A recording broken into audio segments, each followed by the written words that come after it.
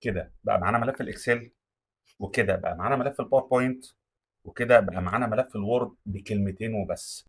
احلى تحديث في نوت بوك ال ام. التحديث ده نزل من زمان، بس ما كانش لسه وصل عندنا، وكان على الخطه الالترا مش على الخطه البرو. شويه حاجات كده غريبه. بس التحديث ده مع دخول الدراسه هينفعك فوق ما تتخيل. تعال بصوا معايا هنا كده.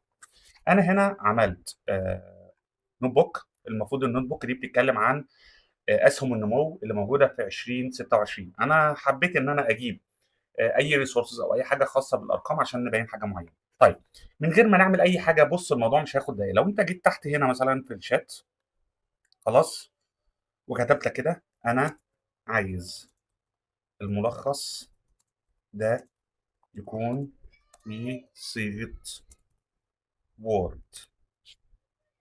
لو جيت بصيت عندي على الاستوديو هنا، الاستوديو هنا زي ما انت شايف فاضي، مفيش فيه اي حاجه، لسه ما استخدمتش الاستوديو.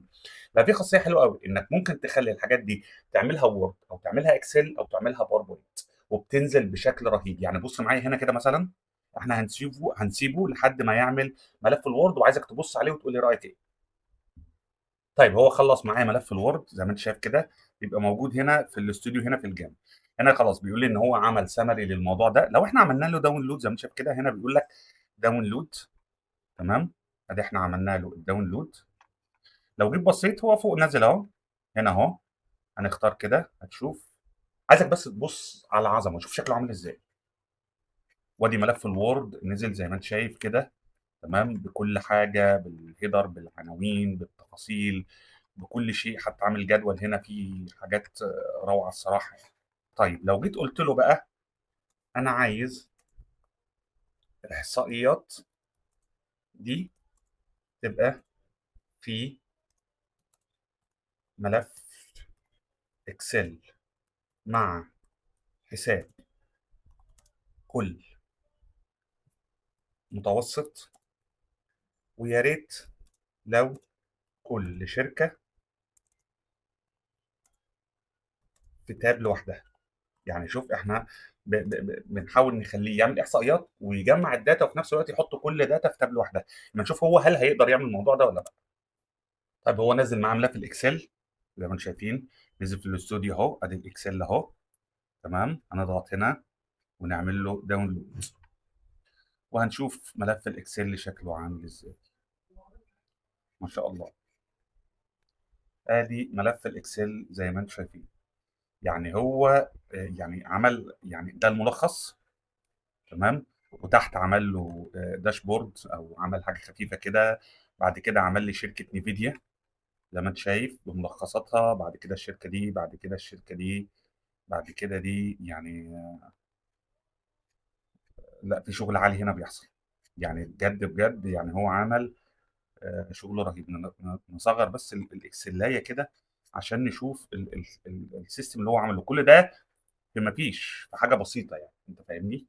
طيب لو جينا هنا بقى طلبنا، قلت له انا عايز اعمل ملف باور بوينت يعرض الداتا. تمام، هنشوف هو هيعمل لنا ملف الباوربوينت عامل ازاي. طيب هو جه هنا قال لي انت، طيب انت عايز ايه، ملف الباوربوينت قابل للتعديل ولا سلايد ديك؟ لا والله، احنا هنقول له احنا عايزينه ملف باوربوينت قابل للتعديل. تمام، بحيث ان هو ينزله لي في صيغه الباوربوينت. مش عايز انا سلايد ديك، لان سلايد ديك يبقى التصميم بتاعها انا مش قادر اعدل عليه، فخلينا في الباوربوينت. انا عايزه ينزل لي ملف باوربوينت. طيب هو خلص لي كمان الباوربوينت هنا اهو زي ما انتم شايفين، برضو نزل في الاستوديو. هنعمل له داونلود، نتفرج عليه كده سوا مع بعض. ادي الباوربوينت طبعا معمول اهو بكل الداتا اللي كانت موجوده عندي. طبعا انت عايز بقى تحدث بقى، تحط الصور اللي انت عايزها، تعمل اللي انت عايزه. انا شايفها لذيذه. كده بقى معانا ملف الاكسل، وكده بقى معانا ملف الباوربوينت، وكده بقى معانا ملف الوورد بكلمتين وبس. الموضوع بسيط. نوت بوك ال ام بدات تسهل مع دخول الدراسه.